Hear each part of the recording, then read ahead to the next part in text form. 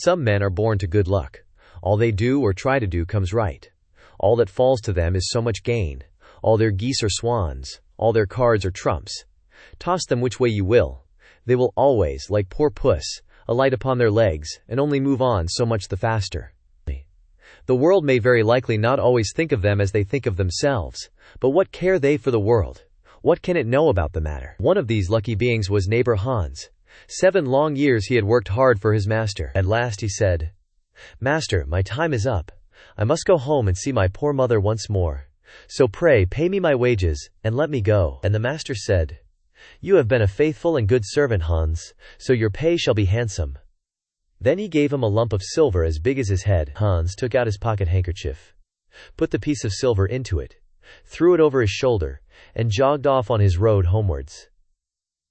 As he went lazily on, dragging one foot after another, a man came in sight, trotting gaily along on a capital horse. "Ah," said Hans aloud, "what a fine thing it is to ride on horseback. There he sits as easy and happy as if he was at home, in the chair by his fireside.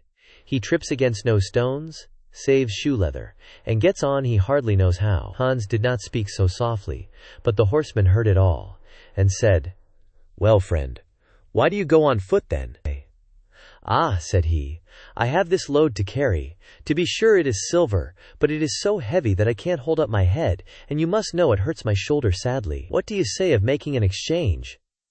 Said the horseman, "I will give you my horse, and you shall give me the silver, which will save you a great deal of trouble in carrying such a heavy load about with you." "With all my heart," said Hans, "but as you are so kind to me, I must tell you one thing. You will have a weary task to draw that silver about with you." However, the horseman got off, took the silver, helped Hans up, gave him the bridle into one hand and the whip into the other, and said, "When you want to go very fast, smack your lips loudly together and cry, 'Jip!'" Hans was delighted as he sat on the horse, drew himself up, squared his elbows, turned out his toes, cracked his whip, and rode merrily off, 1 minute whistling a merry tune, and another singing, "No care and no sorrow, a fig for the morrow. We'll laugh and be merry, sing neigh down dairy." After a time he thought he should like to go a little faster, so he smacked his lips and cried, "Jip!" Away went the horse full gallop, and before Hans knew what he was about, he was thrown off, and lay on his back by the roadside. His horse would have ran off, if a shepherd who was coming by, driving a cow, had not stopped it. Hans soon came to himself, and got upon his legs again, sadly vexed, and said to the shepherd, "This riding is no joke, when a man has the luck to get upon a beast like this that stumbles and flings him off as if it would break his neck. However, I'm off now once for all. I like your cow now a great deal better than this smart beast that played me this trick, and has spoiled my best coat you see in this puddle, which, by the by, smells not very like a nosegay. One can walk along at one's leisure behind that cow, keep good company, and have milk, butter, and cheese every day into the bargain. What would I give to have such a prize?" "Well," said the shepherd, "if you are so fond of her, I will change my cow for your horse. I like to do good to my neighbors, even though I lose by it myself." "Done," said Hans merrily. "What a noble heart that good man has," thought he. Then the shepherd jumped upon the horse, wished Hans and the cow good morning, and away he rode. Hans brushed his coat, wiped his face and hands, rested a while, and then drove off his cow quietly, and thought his bargain a very lucky one. "If I have only a piece of bread, and I certainly shall always be able to get that, I can, whenever I like, eat my butter and cheese with it, and when I am thirsty, I can milk my cow and drink the milk, and what can I wish for more?" When he came to an inn, he halted, ate up all his bread, and gave away his last penny for a glass of beer. When he had rested himself, he set off again, driving his cow towards his mother's village. But the heat grew greater as soon as noon came on, till at last, as he found himself on a wide heath that would take him more than an hour to cross, he began to be so hot and parched that his tongue clave to the roof of his mouth. I can find a cure for this," thought he. "Now I will milk my cow and quench my thirst." So he tied her to the stump of a tree, and held his leathern cap to milk into, but not a drop was to be had. Who would have thought that this cow, which was to bring him milk and butter and cheese, was all that time utterly dry? Hans had not thought of looking to that. While he was trying his luck in milking, and managing the matter very clumsily, the uneasy beast began to think him very troublesome, and at last gave him such a kick on the head as knocked him down, and there he lay a long while senseless. Luckily, a butcher soon came by, driving a pig in a wheelbarrow.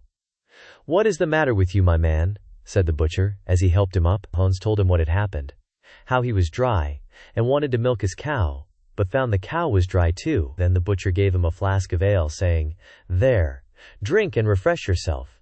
Your cow will give you no milk. Don't you see she is an old beast, good for nothing but the slaughterhouse?" "Alas, alas," said Hans, "who would have thought it? What a shame to take my horse, and give me only a dry cow. If I kill her, what will she be good for? I hate cow beef. It is not tender enough for me. If it were a pig now, like that fat gentleman you're driving along at his ease, one could do something with it. It would at any rate make sausages." "Well," said the butcher, "I don't like to say no, when one is asked to do a kind, neighborly thing.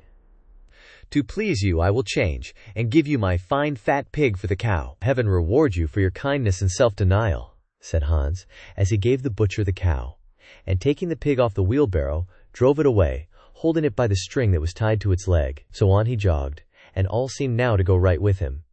He had met with some misfortunes, to be sure, but he was now well repaid for all.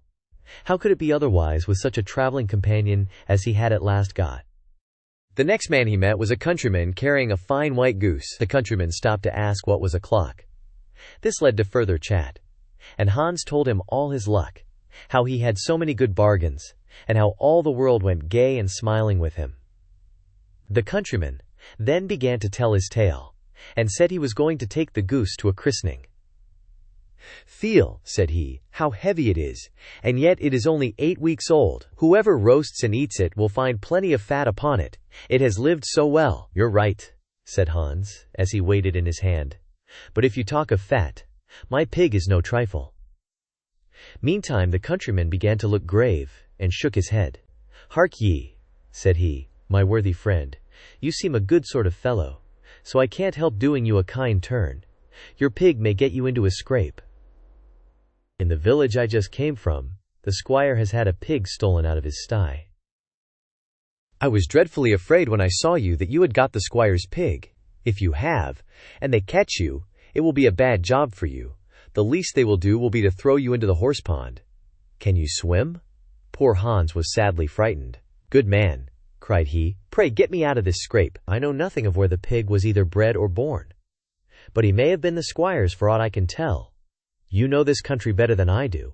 Take my pig and give me the goose." "I ought to have something into the bargain," said the countryman. Quote, "Give a fat goose for a pig indeed. 'Tis not everyone would do so much for you as that.